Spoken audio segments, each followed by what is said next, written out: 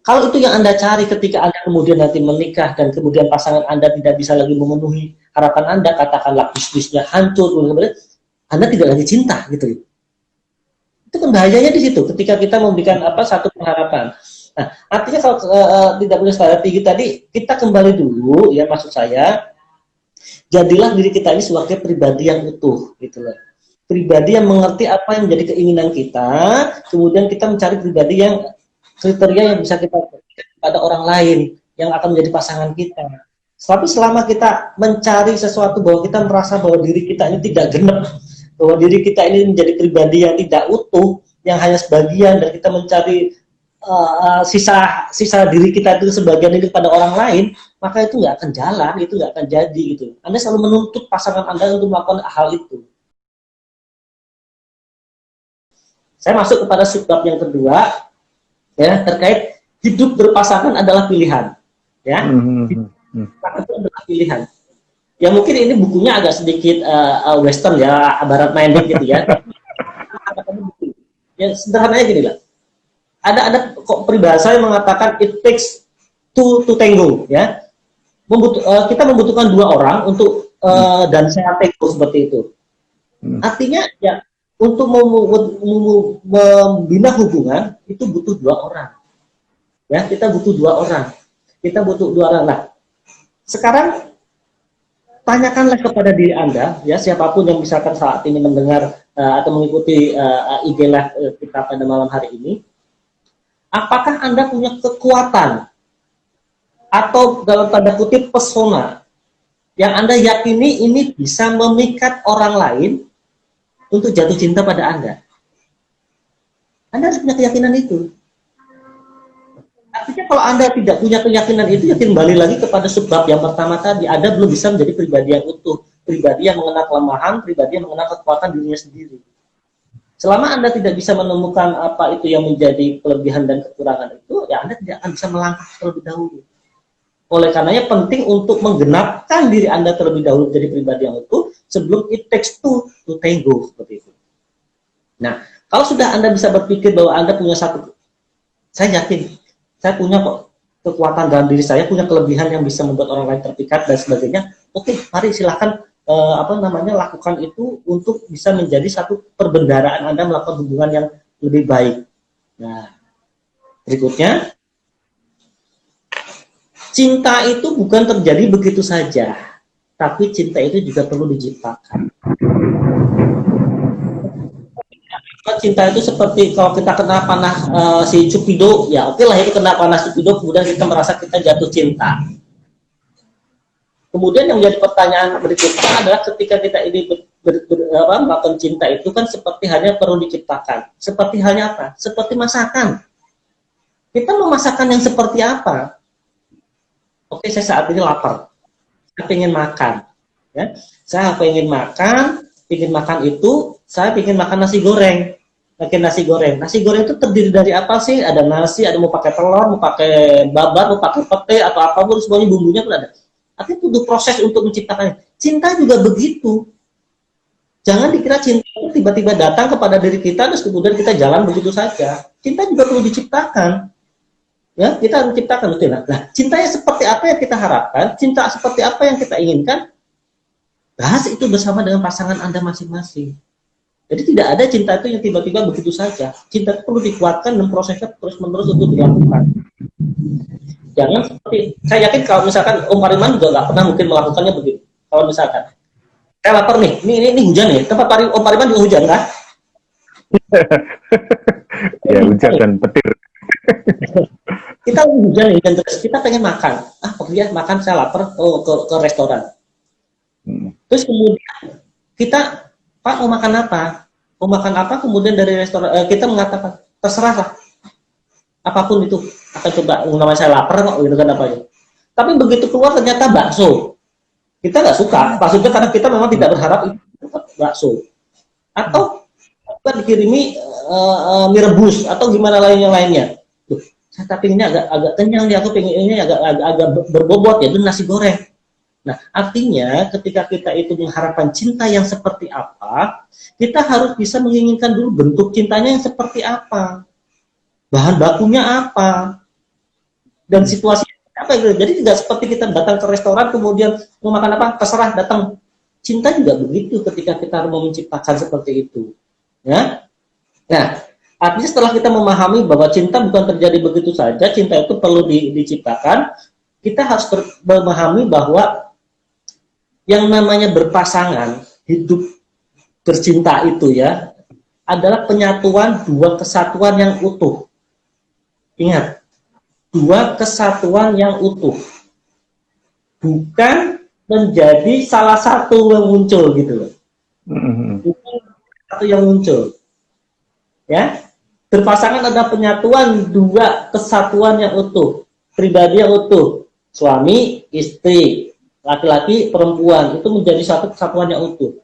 Ketika ada, kenapa? Mereka berkomitmen untuk menjadi hubungan satu, menjadi satu itu dikarenakan apa? Mereka merasa bahwa mereka menjadi lebih powerful, mereka menjadi lebih bermanfaat ketika mereka memadu menjadi satu dibandingkan mereka terpisah.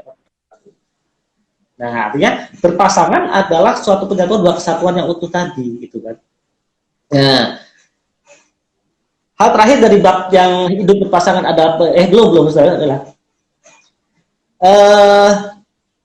keinginan, ya. Kita harus ketika kita keinginan. Orang katakanlah, saya ingin mengingatkan kepada setiap orang yang saat ini sedang mulai mencoba merintis pada hubungan yang baru atau baru mau akan berhubungan dengan orang baru, ya, saya ingin mengatakannya begini.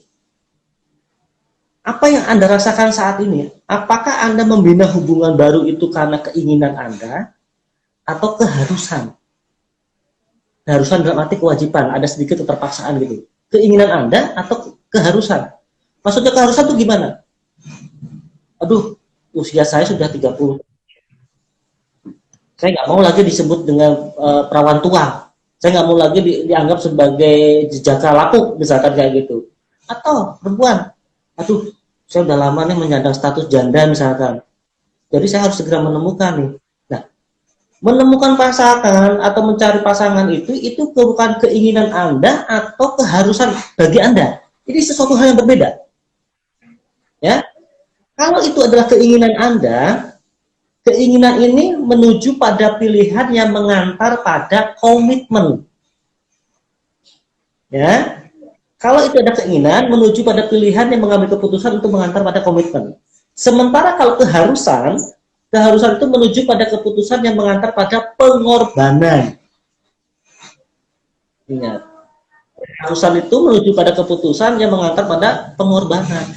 Artinya pengorbanan itu adanya tadi, bisa jadi pribadinya itu bukan menjadi dua pribadi yang utuh, tetapi menjadi pribadi yang satu. Karena apa? Satu orang ini yang katakanlah kalau kita berbicara dengan perempuan ini, karena yang perempuan ini apa? Perempuan ini merasa bahwa saya butuh dukungan finansial kepada calon suami saya.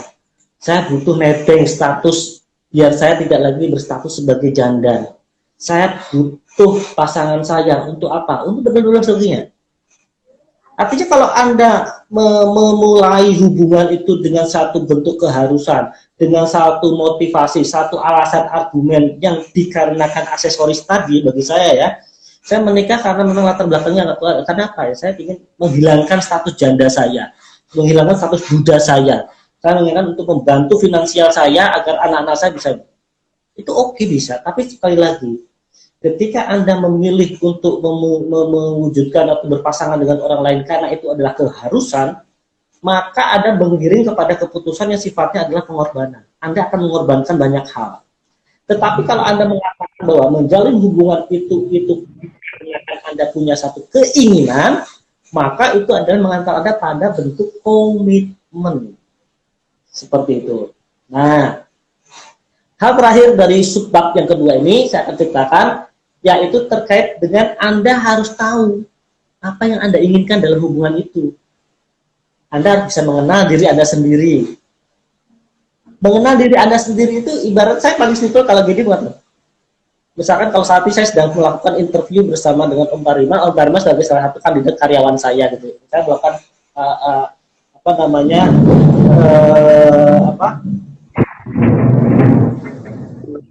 online. Saya simpel ngomong tanya kepada Om Bariman. Bapak Pariman gitu.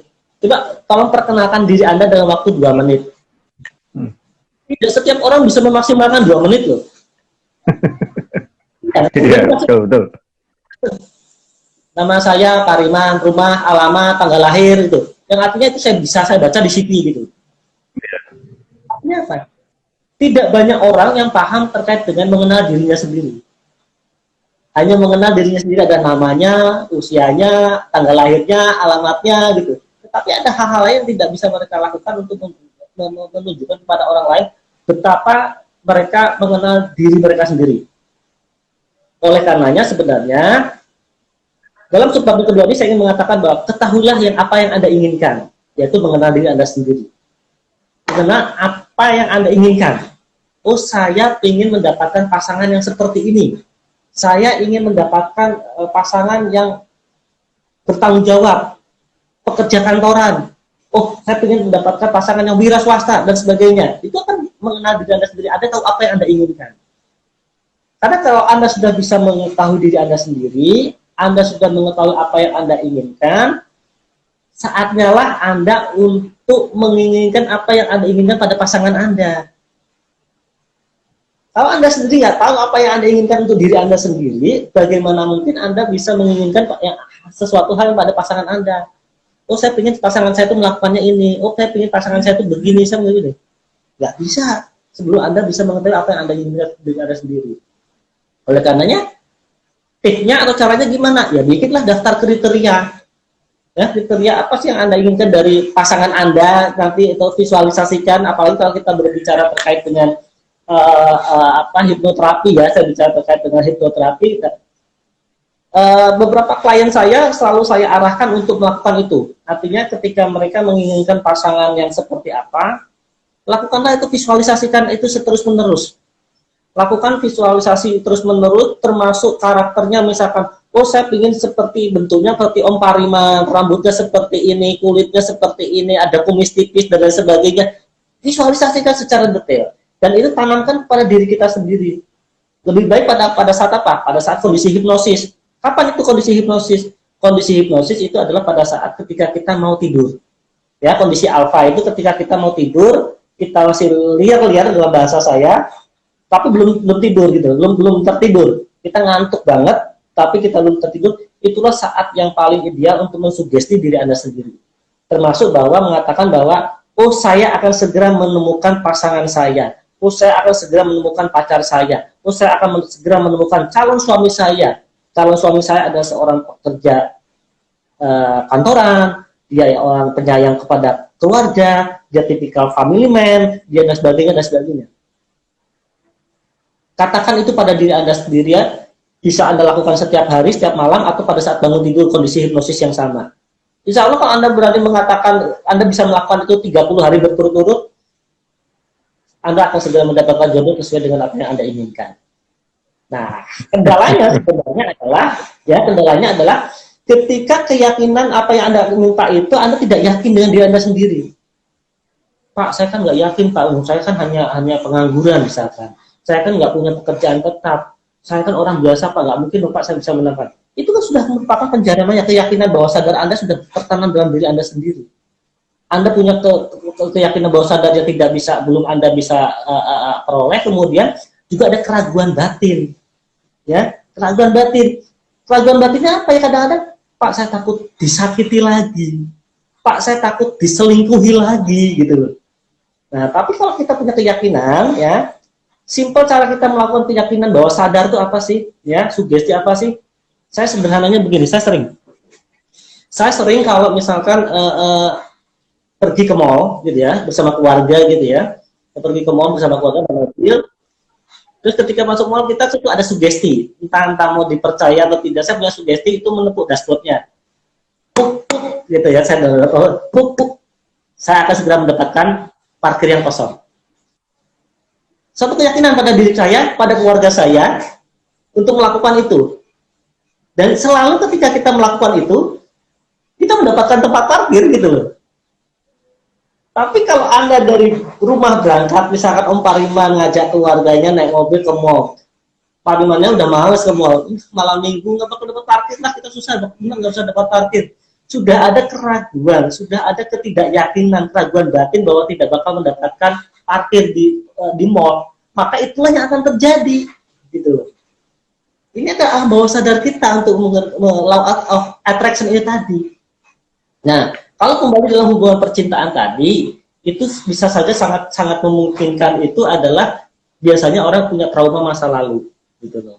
Trauma masa lalu, takut terluka lagi dan lain sebagainya. Jadi kadang-kadang kita berpikir, kalau saya bertanya gitu, ya kamu mau mencari cinta? Kalau kamu mau mencari cinta atau mencari cinta yang bergaransi gitu loh? Artinya apa? Ya saya ingin mencari cinta dong Pak.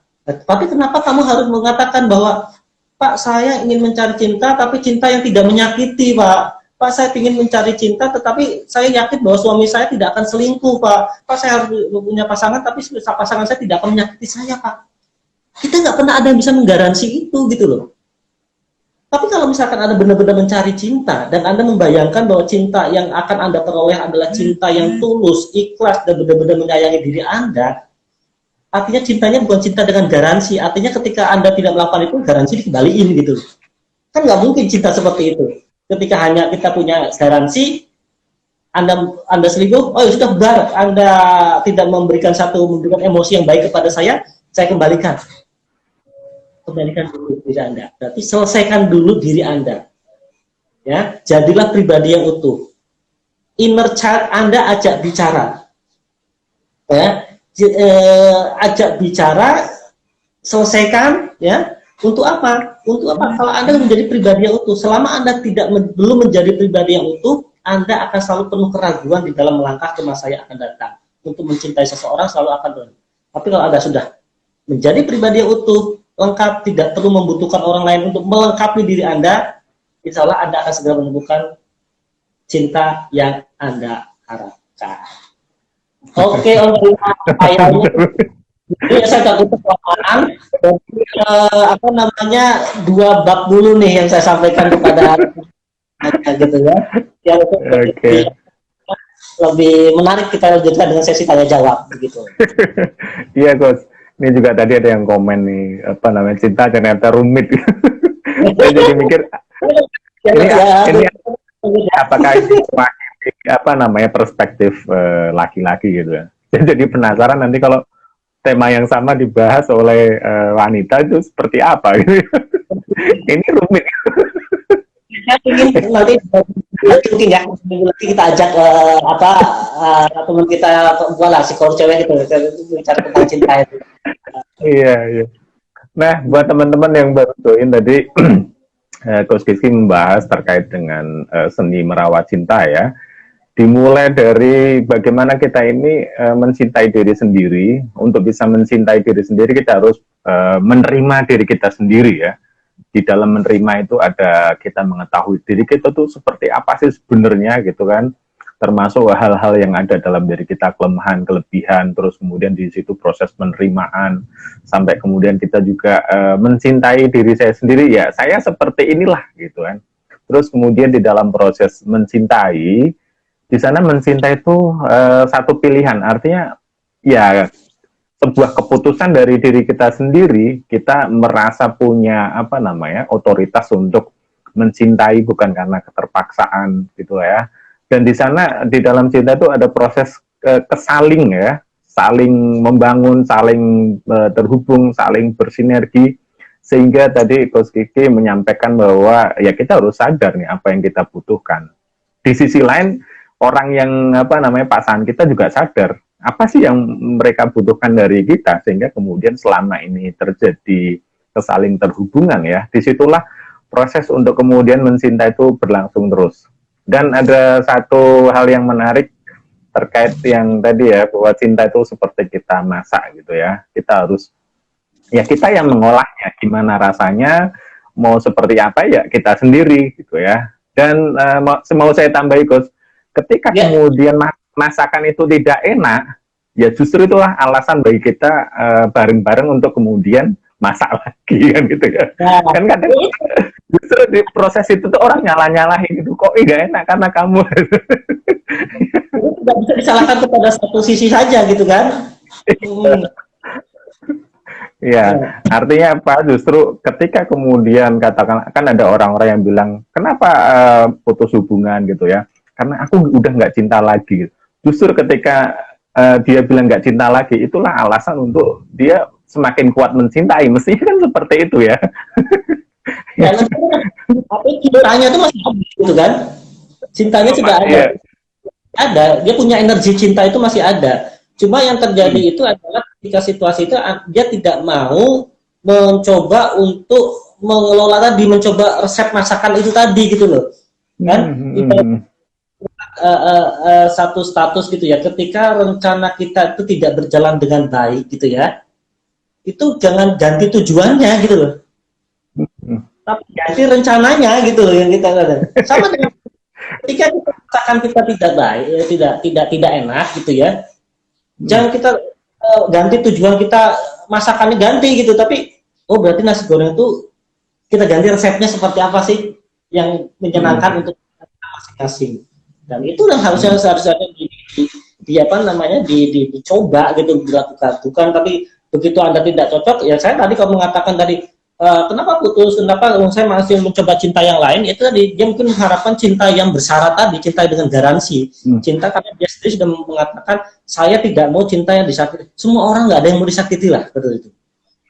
Tapi itu yang harus menciptakan gitu, kita menciptakan bagaimana agar orang lain itu memperlakukan diri kita ini dengan penuh kasih sayang, dengan penuh keikhlasan, penuh ketulusan, sehingga itu akan kembali berbalik kepada kita juga gitu. Dia akan memperlakukan kita Hmm. seperti itu gitu. Oke, Gus. Ini ada pertanyaan nih, Gus. Oh, ada komen dulu. Ini ada dari Domitila Ari. Ternyata cinta lebih rumit daripada matematika ya. Ini ada integral turunan kalau dicinta itu ya. Terus ada dari Pak Didi TK. Ada apa dengan cinta? Malam Gus Kiki dan Gus Kariman. Oke. Ini dari Mbak Lalita. Coach izin bertanya, saya Lita dari Gringsing. Banyak yang bilang nggak boleh punya standar tinggi, terlebih para perempuan. Mohon arahannya, terima kasih. Nah, ini bagian dari mungkin bisa ditangkap, Coach. Mungkin suara itu muncul karena apa kira-kira? Apakah itu bagian dari yang pertama tadi belum full? Iya. Perlu bertanya lebih lanjut sebenarnya kepada Mbak Lita ini ya. Banyak yang bilang nggak boleh punya standar tinggi, terlebih para perempuan. Artinya saya nggak tahu perempuan itu punya standar tinggi itu seperti apa. Maksudnya standar tinggi perempuan itu seperti apa? Itu maksudnya apakah tadi jangan sampai itu tuh adalah satu keharusan tadi, keharusan untuk menutupi menjalin suatu hubungan karena dia memang kata maaf dari kata misalkan, oh saya berasal dari keluarga yang tidak apa namanya tidak mampu, kemudian saya mencari pasangan yang kaya untuk bisa mengangkat derajat keluarga saya. Kalau itu yang Anda cari ketika Anda kemudian nanti menikah dan kemudian pasangan Anda tidak bisa lagi memenuhi harapan Anda, katakanlah bisnisnya hancur, Anda tidak lagi cinta gitu. Itu kan bahayanya di situ ketika kita memberikan satu pengharapan. Nah, artinya kalau tidak punya standar tinggi tadi, kita kembali dulu ya, maksud saya jadilah diri kita ini sebagai pribadi yang utuh gitu loh. Pribadi yang mengerti apa yang menjadi keinginan kita, kemudian kita mencari pribadi yang kriteria yang bisa kita berikan pada orang lain yang akan menjadi pasangan kita. Tapi selama kita mencari sesuatu bahwa kita merasa bahwa diri kita ini tidak genep, bahwa diri kita ini menjadi pribadi yang tidak utuh, yang hanya sebagian, dan kita mencari sisa diri kita itu sebagian ini pada orang lain, maka itu nggak akan jalan, itu nggak akan jadi gitu. Anda selalu menuntut pasangan Anda untuk melakukan hal itu. Oleh karena diri kita ini sendiri ya, sebelum Anda nanti, kenapa? Kalau Anda memang punya standar tinggi, kalau Anda sendiri ada seorang yang berstandar tinggi, Anda nggak usah menuntut pasangan Anda, Allah akan mengijabah doa Anda, atau Allah akan mengatur itu semua dengan sesuai dengan harapan pandangan kita itu sendiri. Tetapi yakin bahwa kita sendiri merupakan pribadi yang memiliki standar tinggi. Tetapi kalau Anda tidak punya standar tinggi, Anda minta standar yang tinggi, nggak jalan gitu. Anda harus menjadi pribadi yang standar tinggi dulu. Kalau misalkan Anda ingin mencari orang yang punya standar tinggi. Itu kalau lebih poinnya, Om Pariman. Ya mungkin kalau tadi Coach Kiki menyampaikan standar yang tinggi ya, saya ingin membawanya ke ruang yang luas itu. ketika kita menginginkan sesuatu yang memang luar biasa, ya kita harus sediakan nih di ruang hati kita masing-masing ya, ruangan yang luas sehingga bisa menampung yang luas juga, yang besar juga kan gitu kan ya. Mindset kita harus kelimpahan, kita berlimpah sehingga kemudian yang datang kelimpahan. Kalau tadi kan kelihatannya ya, kayaknya tuh ruangannya kecil gitu kan ya. Terus ada rasa khawatir nanti kalau misalnya ini nggak cukup gimana nih gitu. Atau tadi berangkatnya sisi yang Coach juga bilang bahwa ini berangkatnya ini masih dari sisi kekurangan. Nah, gimana ya bisa mencintai kalau kemudian kita sendiri merasa kurang gitu kan ya. Nggak akan ada apa namanya proses yang saling terhubung, kemudian saling terjaga kalau misalnya masing-masing merasa bahwa ya kurang terus semuanya, istilahnya mungkin hatinya gerowong atau fakir ya. Gimana seorang yang fakir cinta itu bisa memberikan sedekah cinta gitu. Kayak gitu mungkin ya. Ya, kalau dia pikir cinta, dia nggak punya cinta dalam dirinya gitu, tapi dia menuntut orang lain mencintai dengan banyak, ya nggak bisa, nggak jalan gitu loh. Tapi Nanti jadi ya. ini pengemis cinta lama-lama ya. Seperti itu, jadi itu harus dipahami ya. Dan ini ya, saya banyak sekali katakanlah dengan beberapa orang klien saya terakhir-terakhir ini, yaitu banyak sekali yang punya keraguan batin, takut terluka dan sebagainya ya, dengan segala pengalaman masa lalunya itu sangat wajar, sangat alami gitu. Bagi saya, ya kalau memang Anda membutuhkan, silahkan mendatangi psikolog terdekat di daerah tempat tinggal Anda gitu ya, dengan harapan apa? Itu tidak akan selesai sebelum Anda menyelesaikan diri Anda sendiri terlebih dahulu. Anda masih lemah dengan pasangan Anda masih masih takut tersakiti, takut pikiran diselingkuhi, Anda masih takut tinggal dan sebagainya. Selama Anda belum selesai dengan diri Anda ini sendiri tadi, Anda nggak akan mendapatkan. Karena katakanlah Anda bisa mendapatkan pasangan dan Anda menikah. Dalam bahasa saya tadi itu adalah dengan keharusan, sehingga Anda ada satu pengorbanan untuk melakukan itu. Di dalam proses pernikahannya pasti Anda akan selalu menuntut pasangannya melakukan hal tersebut. Karena Anda merasa ada lubang dalam diri Anda ini yang belum ditambal, belum dipenuhi gitu loh. Jadi ketika yang bersangkutan pasangan kita tidak bisa memenuhi, ini akan menjadi sesuatu hal yang menjadi rumit, konflik berkepanjangan di dalam kehidupan berumah tangga. Oleh karenanya saya berpesan kepada setiap orang, pada siapapun juga, apalagi kalau misalkan mau menikah gitu loh ya. Psikolog ada tulisnya untuk melakukan konseling pranikah gitu loh. Artinya yuk masing-masing saling simple aja lah, mau pakai DISC, mau pakai MBTI gitu ya, masing-masing yuk dites masing-masing, terus kemudian kita lihat nih, tipikal si cewek begini, tipikal si cowok begini. Karena saya seringkali mengatakan kesalahan utama bagi seseorang yang mau belajar atau mau memulai jatuh cinta kepada orang lain itu adalah mereka cenderung untuk mencari seberapa banyak kesamaan yang ada dalam diri saya dengan calon saya. Mereka fokus pada itu. Oh, dia suka olahraga tenis, saya juga suka. Oh, dia suka gue, saya suka gue. Oh, dia suka bakso, saya suka bakso, seperti itu. Akhirnya sibuk mencari seberapa banyak kesamaan yang saya miliki. Tetapi begitu menikah misalkan, hal sederhana, hal prinsip, tiba-tiba mereka baru kali itu tidur bersama, ternyata yang perempuan pingin lampunya mati, sementara laki-laki terbiasa lampunya nyala, ribut masalah kayak gitu. Besok pagi dibikinkan sarapan, istri bikin tempe, dibikin mendoan pakai tepung, sementara dibikinin kayak gitu, aku sukanya pakai tempe ya tempe aja, nggak usah pakai tepung dan sebagainya. Artinya ketika kita sibuk untuk mencari seberapa banyak kesamaan yang ada dalam diri kita dengan pasangan kita, kita cenderung abai, kita cenderung lalai untuk mempersiapkan apabila ada perbedaan di antara diri kita dengan pasangan kita.